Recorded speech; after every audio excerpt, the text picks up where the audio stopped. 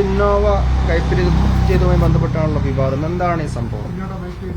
കൊണ്ടോട്ടി നിയോജക മണ്ഡലത്തിലെ മുതുവല്ലൂർ പഞ്ചായത്തിലെ മുതുപ്പറമ്പിൽ താമസിക്കുന്ന 14 വയസ്സുള്ള ഷാമിൽ മോൻ SMA എന്ന് പറയുന്ന അപൂർവ രോഗം ബാധിച്ചുകൊണ്ട് വലിയ പ്രയാസത്തിലായിരുന്നു.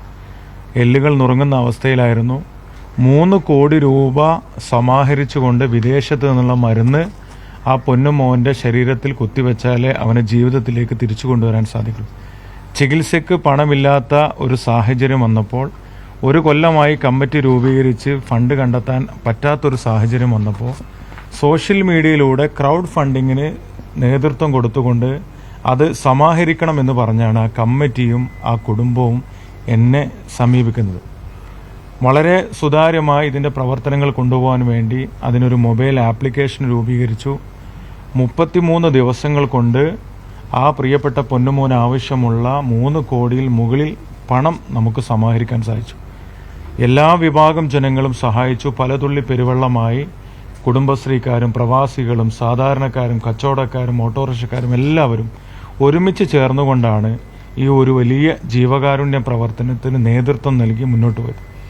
അത് കഴിഞ്ഞതിന് ശേഷമാണ് 3 ദിവസം മുമ്പേ മുണ്ടക്കുളത്ത് ഓഡിറ്റോറിയത്തിൽ വെച്ച് ജനകീയ കമ്മിറ്റിയുടെ കണക്ക് അവതരണവും അതേപോലെ തന്നെ ഇതിന് നേതൃത്വം കൊടുത്ത ഒരാൾ എന്നുള്ള നിലയ്ക്ക് ഒരു സ്നേഹ യാത്രയായപ്പം അവർ സംഘടിപ്പിച്ചിട്ടുള്ളത്.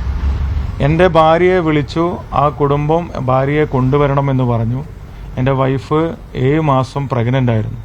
പക്ഷേ പെയിനും കാര്യങ്ങളൊക്കെ ഉണ്ടായിരുന്നു. എന്നിരുന്നാലും അവർ വിളിച്ചു എന്നുള്ള നിലയ്ക്ക് അവിടെ കൊണ്ടുപോയി. ആ ചടങ്ങിൽ കണക്കുകൾ അവതരിപ്പിച്ചതിന് ശേഷം അവിടെ വെച്ചിട്ട് ഒരു ചാവി കൈമാറുകയുണ്ടായി. സത്യത്തിൽ അവിടെ കൈമാറുന്നതിന് മുമ്പ് തന്നെ ഓഡിറ്റോറിയത്തിൻ്റെ മുമ്പിൽ വെച്ച് ഒരു വണ്ടി അവിടെ പ്രദർശിപ്പിച്ചിരുന്നു. ആ വണ്ടിയിൽ ജസ്റ്റ് ഡെലിവേർഡ് എന്ന് പറയുന്ന ഒരു വണ്ടിയായിരുന്നു അവിടെ കാണിച്ചിരുന്നത്. സ്വാഭാവികമായിട്ട് ഇത് പ്രചരിപ്പിച്ചുകൊണ്ട് ഇത് ഇന്നോവ ക്രിസ്റ്റയാണ് എന്ന് തരത്തിലേക്ക് വ്യാജമായി പ്രചരിപ്പിച്ചുകൊണ്ട് അത് വലിയ തരത്തിലേക്ക് വാർത്തയാക്കി. ആ ചടങ്ങിൽ വെച്ചുകൊണ്ട് തന്നെ 33 ദിവസവും ആ നാട്ടിലെ രാവിലെ കുന്നമംഗലത്ത് നിന്ന് 9 മണിക്ക് ഞാൻ അവിടെ പോയി. രാത്രി 2 മണിക്കാണ് തിരിച്ച് ഇത്തരം പ്രവർത്തനങ്ങൾക്ക് നേതൃത്വം കൊടുത്ത് ഞാൻ എൻ്റെ വീട്ടിലേക്ക് പോകാറുള്ളത്. അതുവരെ 33 ദിവസം ഉപയോഗിച്ചത് 2012 എൻ്റെ ഇന്നോവ 10-12 സുഹൃത്തുക്കൾ ഡൽഹിയിൽ നിന്ന് വാങ്ങിച്ചിട്ടുള്ള ഇന്നോവ വണ്ടിയായിരുന്നു. അത് കംപ്ലൈൻറ്റും പല സമയത്തും വർക്ക്ഷോപ്പിലൊക്കെ ആകുന്ന ഒരു അവസ്ഥയും കാര്യങ്ങളൊക്കെ ഉണ്ടായിരുന്നു. അപ്പോൾ അവരൊരു സ്നേഹോപഹാരമായിട്ട് ചെയ്യുന്നുണ്ട് എന്നൊക്കെ അറിഞ്ഞ സമയം മുതൽ ഞാൻ കൃത്യമായി പറഞ്ഞിരുന്നു, പരസ്യമായിട്ടല്ലാതെ ഒരു തരത്തിലേക്കുള്ള ഒരു ഇടപാടും നടത്താൻ പാടില്ല. ഈ വീഡിയോയിൽ വന്നിട്ടുള്ള സാമ്പത്തിക സമാഹരണത്തിൽ നിന്ന് 1 രൂപ പോലും അതിലേക്ക് മാറ്റിവെക്കാനോ പാടില്ല എന്ന് കൃത്യമായ നിർദ്ദേശം നൽകിയിരുന്നു. പക്ഷേ നിർഭാഗ്യവശാൽ ആ ചടങ്ങിൽ വെച്ച് ആ ഒരു ചാവി കൈമാറുന്ന സമയത്ത് ആ കുട്ടിയുടെ ഉമ്മയുടെ കൈകൾ കൊണ്ടും ഷാമിൽ മോൻ്റെ സാന്നിധ്യത്തിലുമായി അവരത് കൈമാറി. ശരിക്കും അവരെ കുടുംബത്തിലെ അകന്ന ബന്ധുക്കൾ ചികിത്സയ്ക്ക് വേണ്ടി സമാഹരിച്ച് ഒരുപാട് അവർ സഹായിച്ചു. അതിനുശേഷം സമാഹരിച്ച കുറഞ്ഞ തുക 6 ലക്ഷം രൂപ സമാഹരിച്ചുകൊണ്ടാണ് മുന്നോട്ടുള്ള പ്രവർത്തനങ്ങൾക്ക് ഓടാൻ വേണ്ടി അവരെ സന്തോഷം എന്നുള്ള നിലയ്ക്ക് അത് നൽകിയത്. പക്ഷേ എനിക്കൊരു ജാഗ്രത കുറവ് അവിടെ ഉണ്ടായി.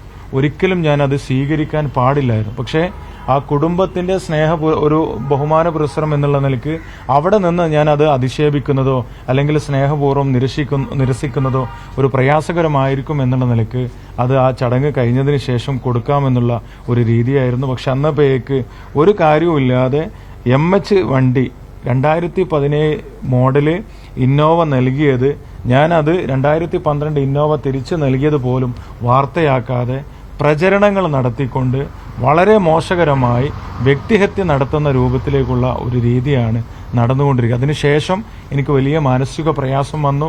എനിക്ക് അതിലൊരു നിലക്കും പോവാൻ സാധിക്കില്ല എന്ന് ഞാൻ ആ കുടുംബത്തെ അറിയിച്ചതിന് ശേഷം ഇന്നലെ രാത്രി എല്ലാവരുടെയും സാന്നിധ്യത്തിൽ ആ വണ്ടി അവരെ തിരിച്ചേൽപ്പിക്കുകയുമാണ് ഉണ്ടായിട്ടുള്ളത്. തികച്ചും സുതാര്യമായിരുന്നു, സത്യസന്ധമായിരുന്നു. ആർക്ക് വേണ്ടിയാണ് ഞാനിത് ഏൽക്കുന്നത് എനിക്കറിയില്ല. ഇവിടുത്തെ സംവിധാനങ്ങളും എല്ലാ രൂപത്തിലും ഇത്തരം ആളുകൾക്ക് പ്രയാസം വരുമ്പോൾ സഹായിക്കുന്നതിന് പകരം എൻ്റെ ആരോഗ്യവും എൻ്റെ സമയവും എൻ്റെ എല്ലാ സംവിധാനങ്ങളും മാറ്റിവെച്ച് ആ കുടുംബത്തിനും അല്ലെങ്കിൽ ആയിരക്കണക്കിന് ആളുകൾക്ക് മാറ്റിവെച്ചിട്ട് ഒരു ജാഗ്രത കുറവിൻ്റെ പേരിൽ ഒരു തെറ്റും ചെയ്യാത്ത എന്നെ ഇങ്ങനെ ക്രൂശിക്കുമ്പോൾ മാനസികമായിട്ട് വല്ലാത്ത പ്രയാസമുണ്ട്. ചാരിറ്റി മേഖലയിലെ ചില ആളുകളും അതിന് നേതൃത്വം കൊടുക്കുന്ന അവരുടെ വാട്സപ്പ് കൂട്ടായ്മയിലെ ആളുകളും ക്യാപ്റ്റന്മാരും അല്ലെങ്കിൽ അവിടുത്തെ ആളുകളുമാണ് ഇത്തരത്തിലുള്ള പ്രവർത്തനങ്ങൾ വലിയ തരത്തിലേക്ക് വ്യാപിച്ചുകൊണ്ട് മുന്നോട്ട് കൊണ്ടുപോകുന്നത്.